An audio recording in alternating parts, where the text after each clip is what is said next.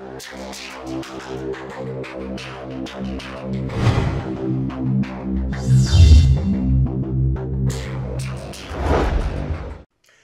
bien, mes chers amis, bonjour. Vous avez vu le reportage que nous avons fait sur Cher-Toutou du Sauternay. Et nous avons décidé d'aller plus loin. Nous sommes aperçus qu'il y a des problèmes qui se sont situés au niveau de la centrale canine, cette association qui gère tout l'ensemble de ces associations canines. Alors, nous sommes allés plus loin pour voir, nous avons interviewé des personnes qui ont subi les affres de cette société. Il ne faut pas le cacher, il y a un problème considérable financier, de trésorerie donc, et un problème de gestion. Il y a eu des pressions, il y a eu des gens qui ont eu vraiment des problèmes importants qui sont allés même très loin. Alors, vous verrez ces reportages et nous faisons ça dans le cadre d'une émission que nous avons créée et qui existait déjà, qui s'appelle Sans tabou, ni langue de bois. Je vous propose donc de voir ça.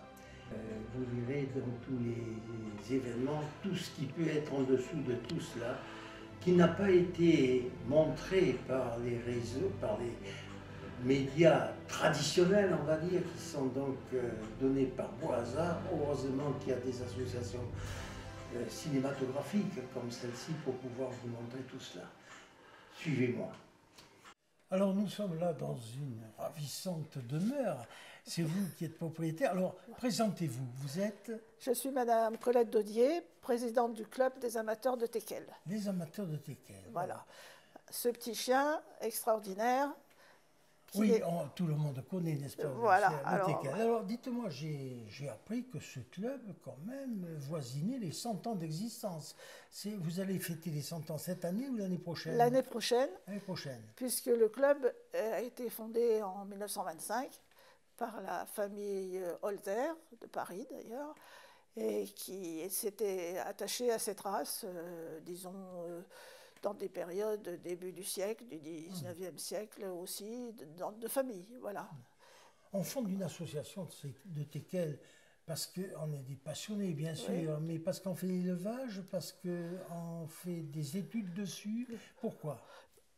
Disons que les clubs sont ouverts à tout le monde, ah, oui. Aux éleveurs. Souvent, on commence par un chien, en étant simplement disons un amateur, et puis après on est gagné par le virus, parce qu'on parle souvent de virus pour le teckel, on en veut un comme ça. Moi c'est ce qui s'est passé. Ouais. Voilà, vous êtes présidente, hein. Rappelez-nous, oui. Depuis combien de temps? Là depuis septembre 2023. Oh là, voilà, bon, c'est disons une fin de carrière, parce que je n'élève plus beaucoup. J'ai arrêté vraiment l'élevage en... Je sais plus.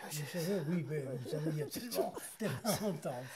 Ça fait 50 ans que je suis dans la cétophilie. Il faut un amour considérable des chiens. Oui, parce qu'on ne voit plus le temps passer, et puis voilà. Il faut un amour considérable des chiens. Qu'est-ce qui vous motive? Ah, qu'est-ce qui me motive? C'est l'animal par lui-même? Oui, et puis c'est la sélection. Est-ce que vous auriez fait le même club, par exemple, pour des chiens policiers ou d'autres races? Ah non. Non, le teckel. Que le teckel. Ouais. Ah oui, non. Pourquoi? Qu'est-ce qui vous attire dans le teckel? Je suis juge déjà que de teckel. On m'a déjà demandé de faire du multirace, je n'ai pas voulu. Moi, j'aime tous les chiens, mais je me suis passionnée pour cette race. C'est ça. Voilà. Et donc, le club, j'ai beaucoup d'intérêt pour le club. Je voudrais vraiment que on garde ce caractère polyvalence. Oui, alors, Colette, vous êtes présidente, vous m'avez dit, depuis 2 ans. Mais ça fait très longtemps que vous êtes dans l'association. Dans l'association, j'ai été inscrite en 1973. Voilà. Alors donc, j'ai quelques années, une quarantaine d'années de club. Et j'ai surtout aussi appris forcément beaucoup de choses en collaborant avec les présidents successifs. Voilà. Parce que j'étais en région parisienne et tout le club était là-bas, donc c'était assez pratique. Alors vous me dites, vous avez appris beaucoup de choses. Je présume qu'il y a du bon et du mauvais. Alors moi, en faisant ce reportage, donc on a vu sur mon cher toutou, ben, je me suis aperçu, en tant que journaliste d'investigation, qu'il y avait des choses qui étaient un petit peu bizarres là-dedans. Vous êtes chapeauté par un ensemble associatif qui s'appelle la Centrale Canine, voilà, et toute la Centrale Canine gère ces ensembles de... Rappelez-nous en quelques mots l'organisation. Nous sommes rattachés à la Société Centrale Canine, mais nous sommes indépendants au point de vue gestion. Ah, oui. Voilà, nous avons des comptes à rendre, les bilans, les programmes, ce qu'on fait. La Société Centrale Canine nous donne aussi des directives, donc c'est un travail en collaboration. C'est pas toujours simple parce qu'il y a parce qu'il y a des visions un peu différentes. Chacun défend bien sa race et c'est pas toujours bien compris au niveau de la centrale canine. Alors c'est surtout au niveau des races, quoi, finalement, que vous avez, qui a ces dysfonctionnements, ces contestations, cette incompatibilité d'humeur, on va dire. Allez, je crache le mot. Oui, quelquefois. Quelquefois, oui. C'est les visions qui sont... Voilà, c'est les visions qui sont un peu différentes. Voilà. On veut toujours, nous, arriver à faire le mieux possible. C'est ça. Alors, ces visions, évidemment, qui sont très, très bizarres, il faut quand même aller au fond des choses pour pouvoir les trouver et les voir. C'est là où je vais céder la place à Roland Alibert, qui est le réalisateur de cet ensemble de reportages et qui a fait évidemment tous ces démarches et qui a travaillé comme un reporter d'investigation. Tout à fait. Il est d'ailleurs à même titre. Ah, oui. Colette Daudier, bonjour. Bonjour. Alors je suis Roland Alibert, le réalisateur. On s'était parlé un petit peu au téléphone. Oui. Et si vous le permettez, on va parler de choses qui sont un petit peu moins plaisantes. Mais je pense que pour nos téléspectateurs, c'est important. Oui. Donc, à la suite du reportage que Jean-Philippe a fait dans le Sauternais, où je crois qu'il vous avait croisé, voilà. Voilà. On avait décidé de faire un reportage sur comment a été géré en France tous ces clubs canins, comment a été organisé un petit peu tout ça. Et donc on a découvert qu'il y avait une centrale canine qui regroupait, auquel étaient affiliés les clubs canins, tous les clubs régionaux. Les clubs canins, c'est les clubs de race. C'est les clubs de race. Les clubs de race au niveau national et les clubs canins au niveau régional. Oui. Et toute l'activité qui tourne autour des chiens est gérée par cet organisme qui est une association loi 1901 agréée, qui a une délégation de service public du ministère de l'Agriculture. Alors, je précise ça parce que c'est très important et vous verrez pourquoi par la suite. Un organisme privé qui a une délégation, le ministère qui a attribué cette délégation a une obligation de contrôler l'activité de ce club. Bon. Donc, dans un premier temps, nous avons pris langue avec la centrale canine, le secrétariat général, on a expliqué qu'on faisait ce reportage. Et quand on leur a demandé quel était le montant de leur budget annuel, quel était le montant de la subvention allouée par le ministère de l'Agriculture, là, les choses, elles sont tournées en eau de boudin, comme on dit dans le jargon. De la secrétaire, on n'a jamais pu avoir le président. On a exposé les détails au fur et à mesure qu'on découvrait les choses. On a posé les questions, on n'a jamais eu les réponses. On nous a envoyé sur leur service de communication. Ouais. Même chose, hein, on a transmis. Mais ça, on connaît, hein, on pratique ce genre d'exercice depuis longtemps, donc on connaît. Et le deuxième truc, donc comme on n'arrivait pas à savoir, on s'est tourné vers le ministère de l'Agriculture. Et là, paradoxalement, au départ, premier contact, très bien, et sauf que quand on a commencé à demander quel était le montant de la centrale, bon, à la limite que ça, ils ne peuvent pas nous le dire, mais d'accord. Mais quand ils n'ont pas pu nous dire de quel était le montant alloué par le ministère de l'Agriculture. Et là, pareil, on m'a dit la personne n'est pas là. J'ai passé des heures après à essayer de rappeler pour contacter du monde. Je pense qu'à un moment donné, j'ai tapé dans le secrétariat du ministre. Là, on m'a dit il faut que vous passiez par notre service de com, ce que nous avons fait.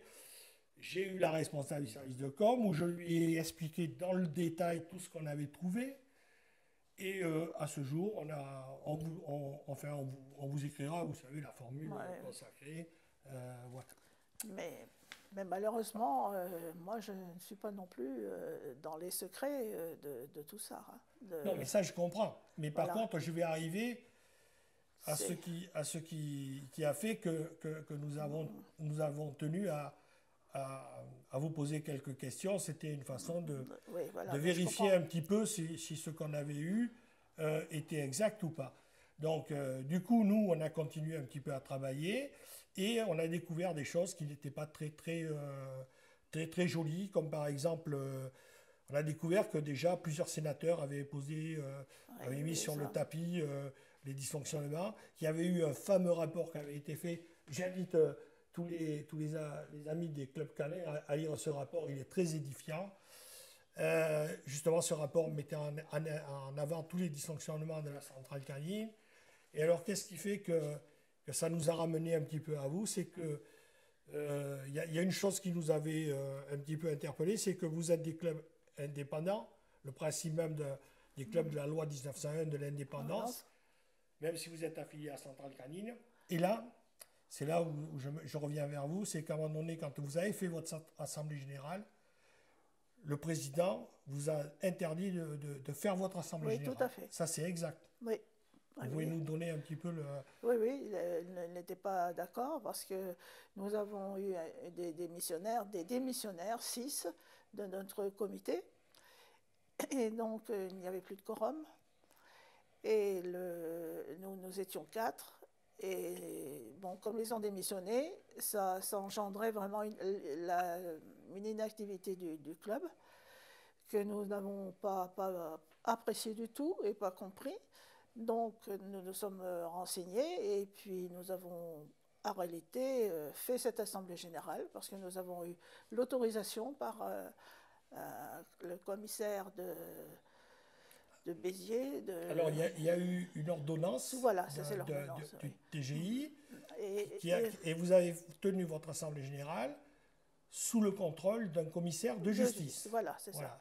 Donc là, vous reconstituez votre conseil d'administration. Oui. Donc, normalement, votre club déclaré en préfecture, Nous avons donc sollicité des volontaires pour revenir réétoffer notre comité de façon provisoire, puisqu'on a les élections sont en cours de réalisation. Donc, ça a été accordé. Nous avons 4 personnes qui sont venues nous rejoindre. Donc là, nous sommes 8. Donc, ce qu'on avait pu un petit peu vérifier, c'est que légalement, à cet instant-là, votre club, légalement, peut fonctionner. Oui. Et là, le président de la centrale canine vous demande de démissionner. Oui, m'a demandé de démissionner parce que cette assemblée générale n'était pas légale. Enfin, ça c'est ce que lui dit. Pour lui. Mais sauf que vous avez...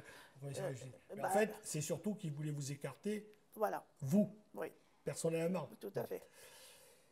Donc, non seulement il vous demande de démissionner, mais il vous menace. Il vous dit, si vous ne démissionnez pas, on radie le club de la centrale. Donc ça, ce sont des menaces. On le désaffilie, c'est ça l'expression. Oui, donc on se trouve devant une situation, personnellement, très lourde, parce que j'ai passé 40 ans de ma vie pour ce club. J'en ai fait d'un hobby, en réalité, une activité. Et ça a été assez difficile à passer. Mais beaucoup de personnes, en réalité, étaient de mon avis. Donc ça m'a beaucoup soutenu. Et j'ai donc dit que non, je ne démissionnerai pas. Alors, il ne s'est pas arrêté là. Oui. Il a fait bloquer votre compte. Notre compte est bloqué. Oui. Voilà, votre compte est bloqué. Sauf qu'en bloquant votre compte, c'est une asphyxie. Voilà. C'est une asphyxie de votre club. Ouais. Voilà. Alors nous, en cherchant un petit peu, on a vu qu'en fait, si un club venait à disparaître, c'est la centrale canine qui désigne le club ou l'entité qui doit recevoir les fonds. Oui. Voilà, ça c'est exact. Ouais. Enfin, je l'ai lu. Vous savez, c'est exact. Entre les décisions prises et puis ce qui est décrit, c'est pas toujours la même chose. Alors il y a un peu de liberté je dirais, dans la direction. Alors, ce qu'il faut que nos téléspectateurs sachent, c'est que les clubs sont indépendants, que juridiquement, le fait de menacer sous condition, c'est un délit, c'est prévu et réprimé par le code pénal. Le deuxième truc, c'est que comme c'est une entité qui a un service de délégation de l'État, il y a un autre délit qui s'appelle l'ingérence. Oui, voilà. c'est ça. Voilà. Ça, c'est l'ingérence voilà, qui peut être rattachée. Mais nous, on ne s'est pas arrêté là. On s'est permis d'appeler la banque, de nous demander pourquoi, déjà, qui devait donner l'ordre de bloquer le compte.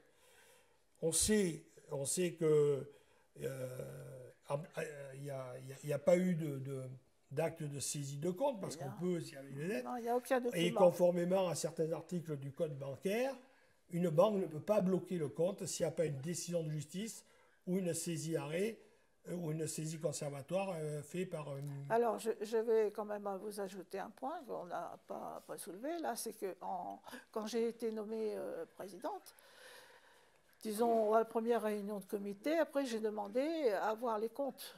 Et de là, peut-être, certainement, à demander un audit, parce que je voulais savoir exactement où les comptes en étaient, ce qui m'a été fortement refusé par la trésorière. Et je dois dire que toutes les difficultés après s'en sont suivies. J'ai été vraiment... Et c'est là où le comité s'est mis de son côté, etc. Et c'est surtout ce que j'ai ressenti, c'est que cette notion de ne pas vouloir donner les comptes était pour le président de la Société Centrale Canine complètement annexe. Alors, je ne suis pas étonné non plus que vous n'ayez pas les comptes. Ben, on peut comprendre, vu comment il gère, comment la centrale canine est gérée, on peut comprendre que c'est assez désinvolte comme façon de répondre et disons, de la considération qu'on peut avoir. Alors, parce que... si je peux préciser pour que ce soit bien compris par nos téléspectateurs, c'est que quand vous avez pris la présidence, vous avez voulu faire un audit. Voilà. Et puis mettre en place un plan comptable. Tout à fait. Parce que votre club fonctionne avec une trésorerie qui avoisine les 200 000 euros. Voilà, tout ça, je n'ai rien caché. Voilà, donc, et vous teniez à ce que chaque centime dépensé, chaque adhérent, vous pouviez, à tout instant, que vous soyez en mesure de pouvoir donner à chaque adhérent comment était dépensé leur argent. Et on voulait faire surtout des améliorations dans la gestion de la comptabilité. C'est justement ça qui, à l'heure actuelle, est toujours très, très, je dirais, précaire ou archaïque, parce que c'est simplement une dame, la trésorière, qui a 17 comptes, plus je ne sais plus combien, parce que c'est uniquement comme ça, une appréciation. Et comme je suis la présidente et normalement responsable juridiquement des sommes, donc j'ai été obligée de porter plainte. Donc vous avez déposer une plainte au pénal. Vous avez déposé une plainte au pénal contre la trésorière qui s'est toujours refusé de vous fournir les comptes. Tout à fait. Et au jour d'aujourd'hui, je n'ai... Et la banque qui a en fait... qui a fait un minimum pour me donner uniquement des relevés de fin de mois qui ne servent à rien, qui servent juste à avoir quelque chose, mais de là à faire des projections pour améliorer dans telle délégation, c'est très complexe. On ne gère pas. On va au jour le jour. Et c'est pour ça que peut-être il y a des problèmes de temps en temps, parce que la gestion c'est pas un budget. Moi, j'ai toujours géré mon affaire d'élevage, attention, le comptable, tout, l'ordinateur, mais là, on n'a pas. En fait, pour tout vous dire, on a posé la question à votre banque. Et bien sûr, c'est lettre morte. Alors, on peut comprendre, parce que en recherchant un petit peu comme ça, on avait découvert que je crois que il y a une grande banque qui avait été condamnée à des dommages et intérêts à verser parce qu'ils avaient bloqué un compte. Et alors, il y a un article du code bancaire qui interdit à une banque de bloquer indûment un compte. Donc, un compte, il peut être bloqué que sur certains trucs, comme je vous ai dit, une décision de justice, une saisie par huissier. Mais nous, d'après ce que l'on sait, c'est qu'il n'y a jamais eu d'intervention judiciaire auprès de la banque. Non. La seule intervention qu'il y a eu, c'est celle de la centrale canine. Je leur ai expliqué que cette démarche nous étonnait, d'autant plus que le fait d'avoir bloqué le compte, c'était un commencement d'exécution, enfin c'était une exécution aux menaces, et ce qui a aggravé. Juge, etc. À chaque fois que j'ai dit, moi je ne peux pas voir les comptes. Comment? Mais ce n'est pas normal. Ce n'est pas normal. Pourquoi? Voilà. Je ne sais pas. Alors s'il arrive quelque chose, là je ne sais pas, depuis juillet, le 10 juillet, je ne sais pas du tout ce que le club a en caisse. Pas du tout. Voilà, chers amis, vous avez un club qui a un budget de 200 000 euros, une présidente qui veut mettre de la transparence dans les comptes, et puis là, tout part en live. Et vous avez une centrale, un organisme, la centrale canine, qui au contraire devrait se réjouir de mettre de la transparence et tout ça un petit peu. Mais vu ce qu'on a découvert, je pense qu'effectivement, peut-être que la centrale canine, mais ça, on leur laissera toujours l'opportunité de venir répondre et nous apporter des réponses. En fait, en ce qui nous concerne, nous, personnellement, moi je trouve que ce qui vous arrive, c'est sur le plan éthique, sur le plan légal, on trouve ça vraiment... Alors par exemple, vis-à-vis du ministère de l'Agriculture, mais là je peux le dire devant la caméra puisque je leur ai écrit. Aujourd'hui, on a un Premier ministre qui nous dit on va aller chercher de l'argent un petit peu partout, on va taper tout le monde. Et puis là, on s'aperçoit qu'il y a des ministères qui balancent de l'argent. Et puis, d'après les sommes qu'on a, la subvention tournerait autour de 200 000 euros, même peut-être plus. Le budget de la canine, il tournerait pas de la canine, de la centrale canine, tournerait à un peu plus de 1 million, 1,4 million, d'après des chiffres qui nous ont été donnés comme ça. Bon, tout ça, après, c'est à vérifier, mais bon... Mais c'est le fait de toujours cacher, il n'y a rien de visible. Donc forcément, ça crée un climat de suspicion, aussi bien dans les clubs que je pense à la centrale, parce que moi, je ne travaille pas à la centrale, et donc c'est dans le club. Ça entretient un climat épouvantable. Et nous, on a découvert qu'en fait, ce problème-là, il est récurrent, puisqu'il y a une dizaine d'années, il y a eu déjà des sénateurs qui ont interpellé le gouvernement sur ces dysfonctionnements. Et là, 10-15 ans après, on retrouve la même situation.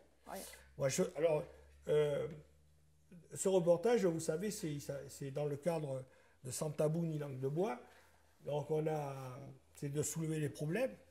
Mais je pense qu'on ira un petit peu plus loin. On ne va pas s'arrêter là. On voulait juste vérifier si ce qu'on avait appris par rapport à aux misères c'est même plus que des misères, parce que quand je vous avais eu au téléphone, vous étiez particulièrement ému. Vous ne vouliez pas nous parler devant la caméra. Et je vous avais expliqué et convaincu qu'en fait, se taire, c'était leur rendre service. Et que et puis même pour votre dignité à vous. Tout à fait, parce que moi, en plus, mon honneur en prend un peu beaucoup, parce qu'en plus de cela, il y a une campagne de diffamation en ce qui me concerne, de la part de la trésorière et d'autres après, parce qu'elle a toute une cour derrière elle, il faut dire les mots tels qu'ils sont, et qui me tacle d'avoir pris de l'argent, etc., etc., alors que je n'ai aucun moyen de paiement. Enfin, c'est vraiment de la diffamation, mais vraiment grave, parce qu'à partir du moment où vous ne rentrez pas vous ne suivez pas, eh bien, on vous met tous les défauts possibles. On m'a dit que vous aviez, suite justement à ces trucs de diffamation sur Internet, vous avez été amené à saisir une nouvelle fois le procureur de la République. Tout à fait, là, et j'ai encore déposé une autre plainte à une autre personne qui vraiment n'arrête pas. Donc, le dossier, les plaintes s'empilent, Mais maintenant, je ne lâcherai pas parce que je m'aperçois qu'il y a beaucoup de personnes, surtout des simples adhérents, qui, eux, ne bénéficient de rien, d'avantages du club, ne serait-ce que je ne sais pas, je ne sais plus maintenant parce que je suis un petit peu fatiguée de tout ça, mais je reste à la barre, c'est qu'à le dire.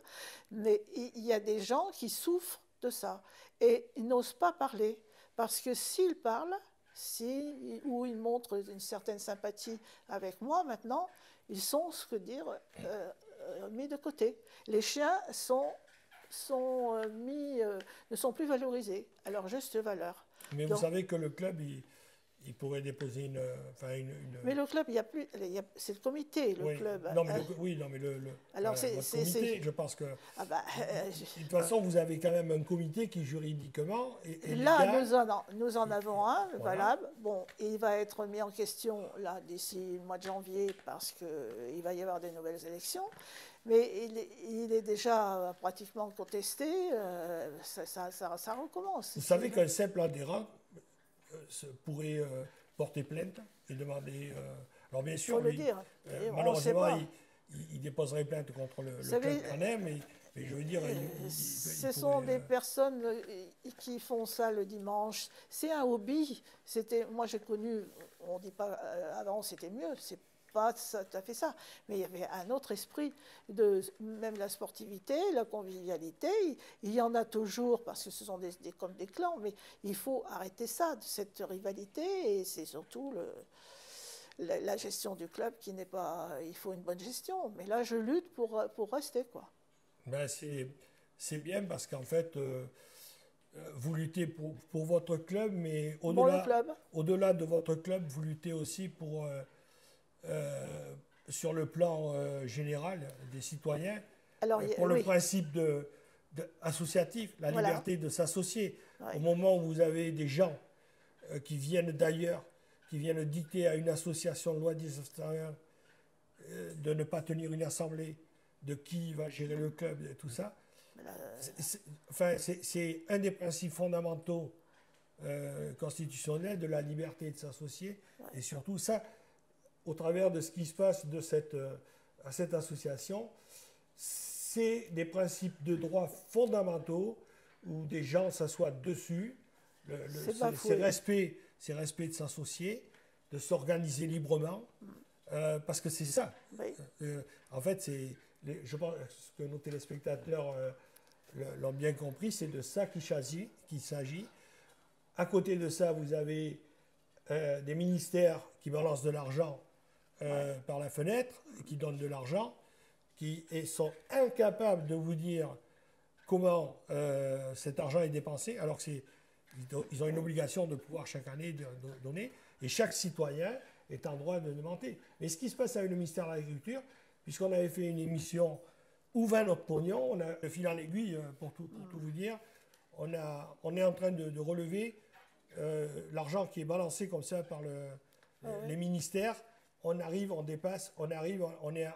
à 15 milliards, par an de l'argent qui est envoyé comme ça, et où les ministères sont incapables de vous dire comment il est utilisé, pourquoi il est utilisé.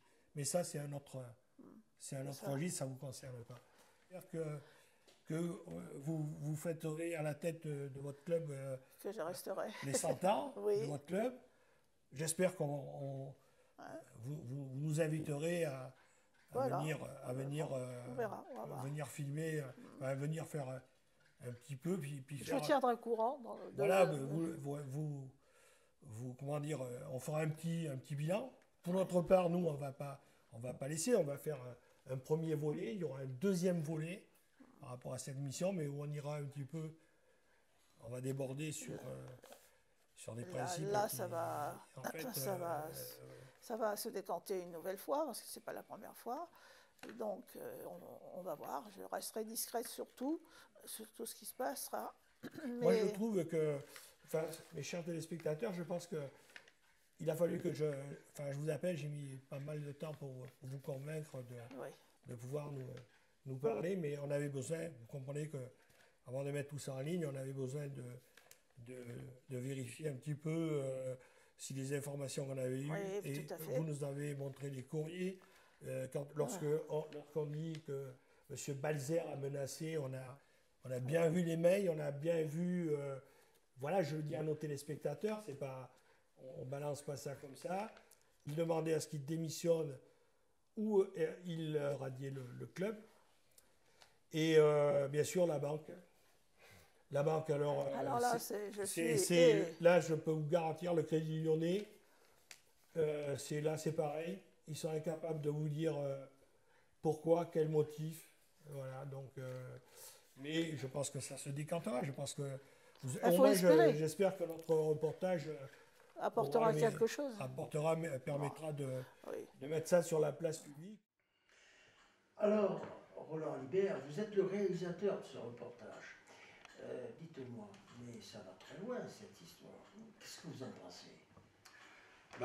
Oui, ça va très loin parce que ça a mis en évidence plein de points qui sont au travers de ce qui se passe dans ce qu'a subi cette présidente de cette association. Ça a mis en évidence des dysfonctionnements qui sont beaucoup plus généraux, comme par exemple l'argent public. On a de l'argent public qui est donné. On est incapable de pouvoir nous dire le montant, comment c'est utilisé. Voilà. Et puis, à côté de ça, on a des organismes privés qui ont une délégation de l'État. Donc, ce qu'il faut savoir, c'est que quand vous avez une délégation de l'État, il doit y avoir un contrôle de l'organisme qui vous attribue cette délégation. Et il n'y a rien qui se fait. Il faut dire aussi qu'il y a quelques années, des sénateurs ont commencé à dénoncer, et puis depuis rien n'a été fait. C'est exactement ça. Il y a eu plusieurs questions posées au gouvernement et sur ces dérives. Aujourd'hui, on en est au même point. D'ailleurs, la sénatrice Mme Lassara nous a confirmé au cours de notre reportage qu'il allait y avoir une question écrite qui allait être déposée une nouvelle fois, une énième fois, au gouvernement au sujet de ces dysfonctionnements de la centrale canine. Donc, pour notre part, on sait comment ça se termine. Vous l'avez vu dans le reportage sur le wokisme, on a posé des questions à l'éducation nationale. Oui. On a déjà des précédents avec l'émission que nous avons fait sans tabou, une langue de bois, et je me souviens, on avait eu évidemment là aussi un statu quo sur les dépenses publiques. Je voulais revenir quand même à cette histoire de cette personne, donc Colette, que nous avons vue. Elle a subi de fortes pressions. On a voulu quand même aller jusqu'à supprimer son club. Il fallait qu'elle donne sa démission, sinon c'était l'apocalypse de son club, si on peut dire. C'est ça. Voilà, c'est ça, c'est que... c'est aller loin quand même. C'est aller très loin et c'est là où pour moi, c'est une atteinte grave à un des principes même d'un fonctionnement de constitution garantie par notre constitution, de la liberté de s'associer aux gens et de s'organiser librement. Comme la liberté d'expression, d'ailleurs, je fais un petit passage. Oui, c'est le même. Oui, mais on est dans un système pervers qui fait qu'on oblige les gens à s'autocensurer. Et là, on a un président qui est d'un organisme différent qui vous dit ne tenez pas à votre assemblée générale, je vous interdis de tenir votre assemblée générale. Malgré tout, on sait très bien que l'assemblée générale d'une association, c'est le poumon, c'est le cœur même, et que légalement, c'est la structure, l'entité juridique qui permet de 1901. 1901, voilà. Mais comme elle a tenu son assemblée générale, elle a son comité de fonctionnement, là on lui dit vous démissionnez, sinon on ranie votre club de la centrale canine. Et là on est dans du pénal, c'est du chantage. Vous savez, les voyous, quand ils font du racket, en fait, ils emploient un petit peu... C'est ça, le même principe. Exactement, les mêmes méthodes. Là, il va falloir que tous les mois vous payez. Si vous voulez c'est une forte pression, d'ailleurs, qui est arrivée. Là. On peut dire même plus qu'une forte pression. Oui, parce que... Non, mais là, on est dans le droit pénal. Oui, dans le droit pénal, c'est ça. Alors là, à côté, vous avez un ministère de l'Agriculture qui théoriquement donne des subventions annuelles, on ne sait pas combien. Alors là, pareil, Blackout, ça a été... j'explique le parcours. Aujourd'hui, on est toujours au même niveau, on ne sait pas de combien le montant, on sait pas. Alors, ce que vous étiez avec moi quand on a convaincu cette présidente qu'il fallait qu'elle nous explique ce qui se passait. Oui. Elle l'a fait avec beaucoup de dignité. Oui, elle n'a pas voulu, quand la floute, elle a voulu rester à l'écran telle qu'elle est. Oui, c'est beaucoup de courage. Beaucoup de courage, oui, on lui tire notre chapeau, on peut dire. Oui, parce que contrairement à ce que, au cours de nos investigations, vous avez vu que les gens... les gens refusaient, voilà, mais dès qu'il s'agissait de parler, voilà. Donc il parlait, mais hors antenne. Hors antenne, voilà, c'est exactement ça. Donc ça met un climat qui est inacceptable dans notre... entre guillemets, démocratie, parce que là on s'aperçoit que les principes même de notre démocratie sont bafoués. On l'a vu chaque fois qu'on a fait un reportage qui touche à l'argent, qui touche comment est utilisé l'argent public, on est, voilà, on trouve, c'est vraiment des omertas, et puis les gens qui ont la responsabilité de... En fait, qui devraient être en mesure de donner des comptes. C'est ça. On n'a pas. Justement, quand on réfléchit à ça, on est presque à la limite de la mafia italienne. On parle de... Vous qui connaissez le droit plus que quiconque. Oui, on parle d'État narco. Alors il y a des gens qui ont des responsabilités, qui ont des comportements de voyous, on va dire. Oui, c'est ce que je veux dire. Mais c'est vrai qu'ils emploient des méthodes qu'on trouve ça dans le droit commun, que les voyous... quand vous avez un voyou arrivé il faut que tous les mois tu nous donnes ça, autrement ta boîte va brûler. Le chantage, c'est ça. Voilà, tu me donnes ça ou tu fais ça, autrement que ça ira plus loin, que le ministère de l'Agriculture demandera pour le moins des comptes.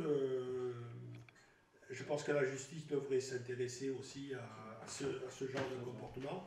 On n'aurait pas pouvoir laisser passer ça, quoi.